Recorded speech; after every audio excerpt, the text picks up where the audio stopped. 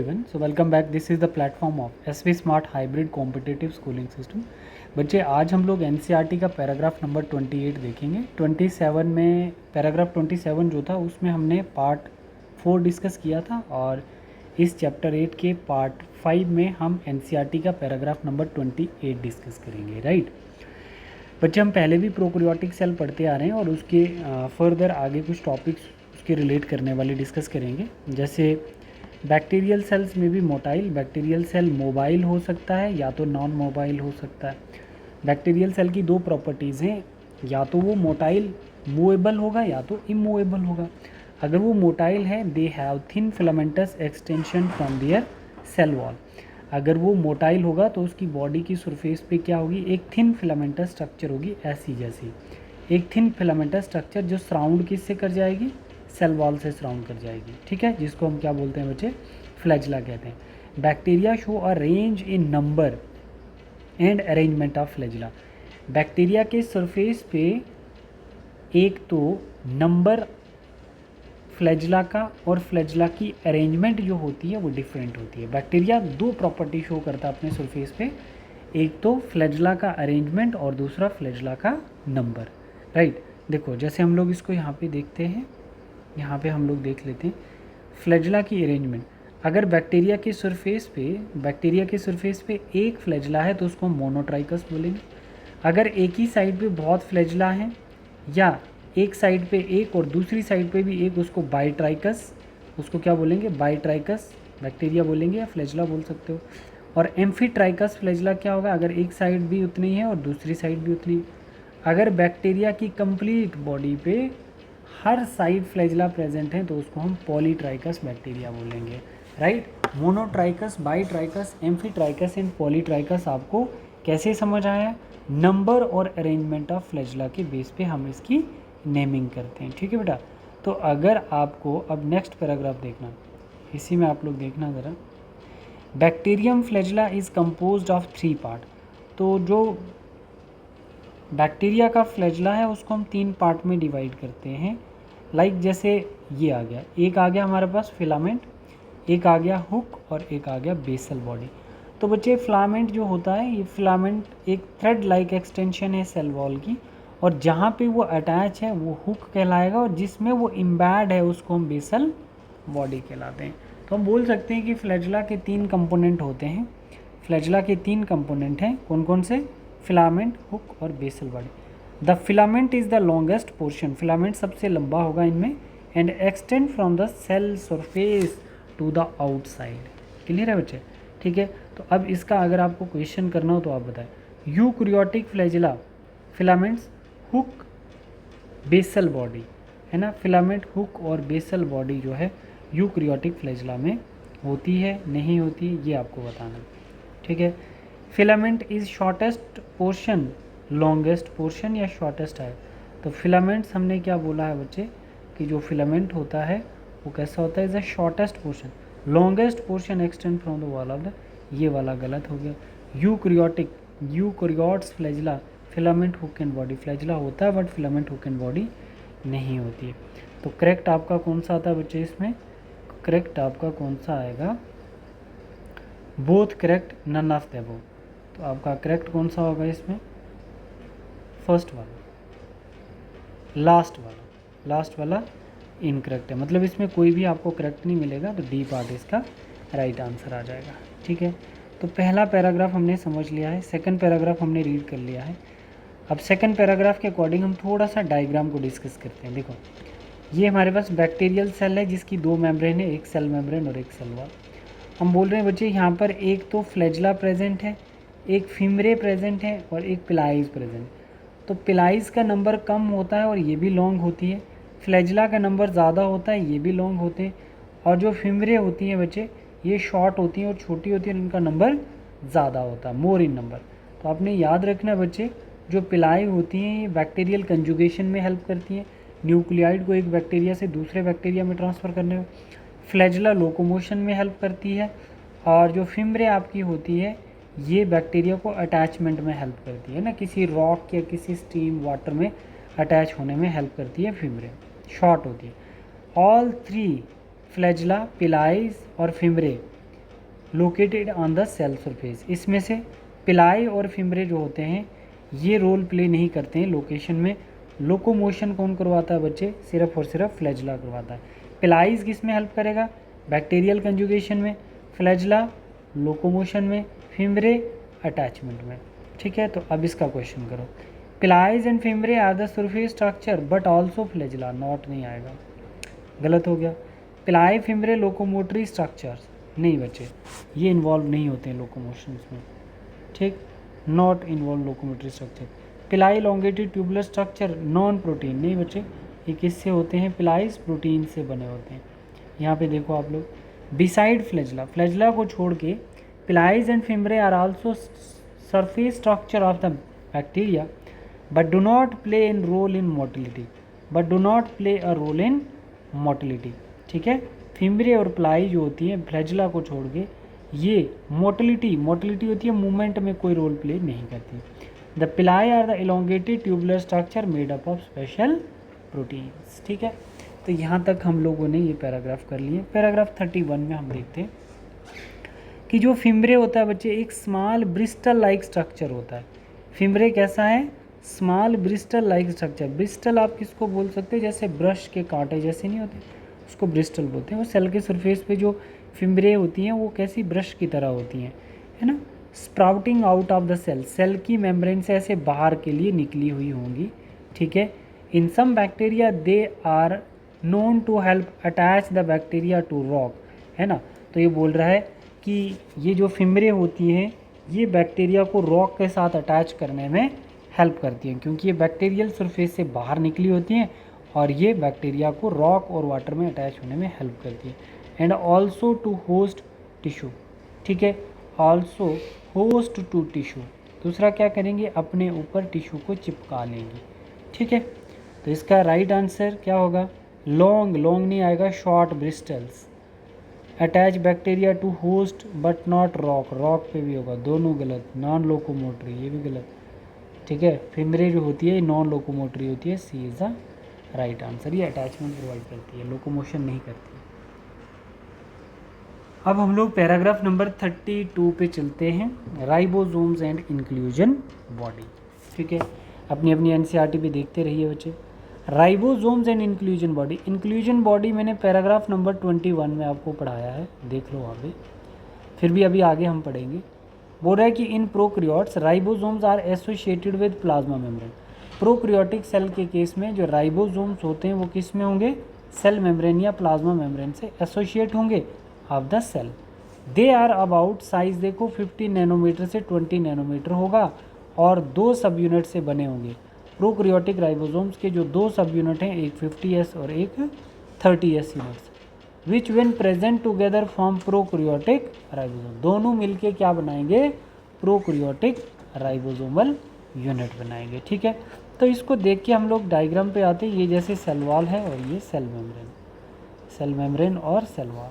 ठीक, अब हम बोल रहे हैं कि राइबोसोम जो होता है वो प्रोक्रियोटिक, वो आपके किस में प्रेजेंट होगा? सेल के साइटोप्लाज्म में भी होगा और आपके सेल मेम्ब्रेन पे भी प्रेजेंट हो सकता है। तो यहाँ पे बताओ, ribosome associate with cell wall नहीं, सेल मेम्ब्रेन इन प्रोक्रियोट्स। 20 आगे आएगा, 20 इधर आएगा, मतलब 15 to 20 नैनोमीटर इन साइज। ये भी गलत है, ये भी गलत है। 2 सब यूनिट 30 एंड 60, 30 एंड 50 टुगेदर नहीं बच्चे, 50 and 30 together form 70S in prokaryotes. तो हमारे इसमें भी क्या आएगा? E part is a right answer. ठीक है, अब हम लोग देख लेते हैं बच्चे, जो राइबोसोमल यूनिट हैं वो क्या होते हैं। राइबोसोम 70S राइबोसोम्स के 2 सब यूनिट हैं, एक 30S और एक 50S। 30S स्मॉलर सब यूनिट होता है और लार्जर आपका 50S होता है। स्मॉलर सब यूनिट और लार्जर सब यूनिट, दोनों यूनिट को हम क्या बोलते हैं? 70S prokaryotic ribosomes. अब हम देखते हैं कि राइबोसोम्स तो हमें पता चल गया कि क्या है। S का मतलब होता है सेडबर्ग यूनिट, है ना, यूनिट हमें पता चल गई, बट फंक्शन क्या होता है? राइबोसोम जो होता है बच्चे, साइट ऑफ प्रोटीन सिंथेसिस, ये किस में हेल्प करता है?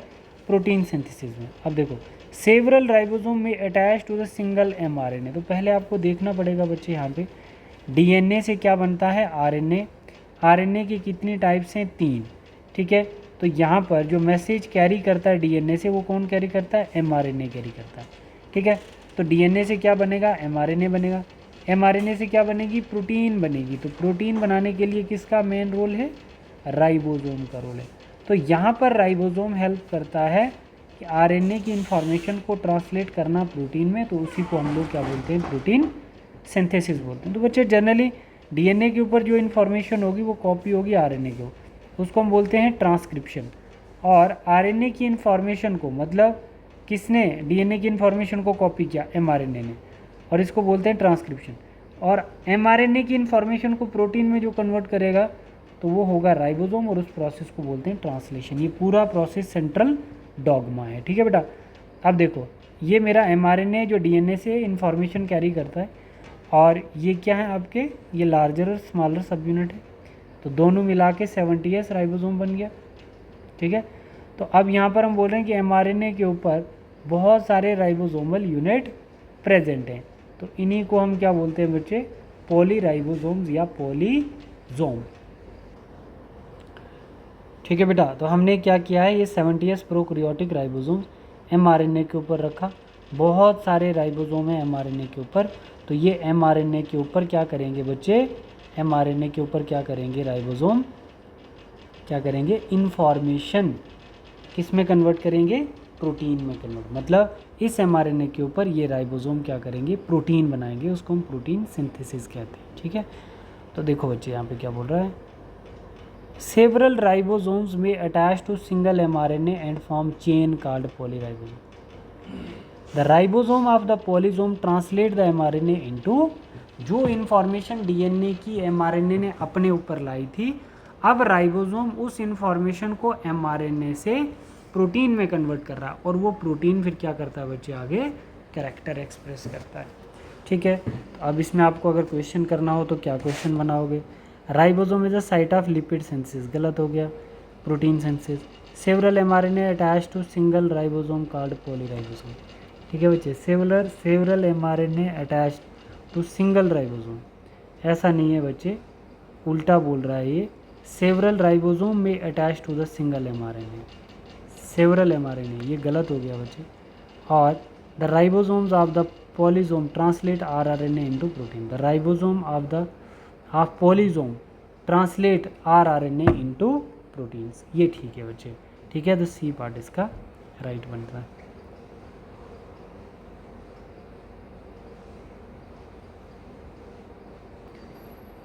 अब हमारे पास आता है बच्चे 34th वाला, इंक्लूजन बॉडी। बेटा हम लोगों ने पहले भी डिस्कस की है, मैं फिर भी बता देता हूँ।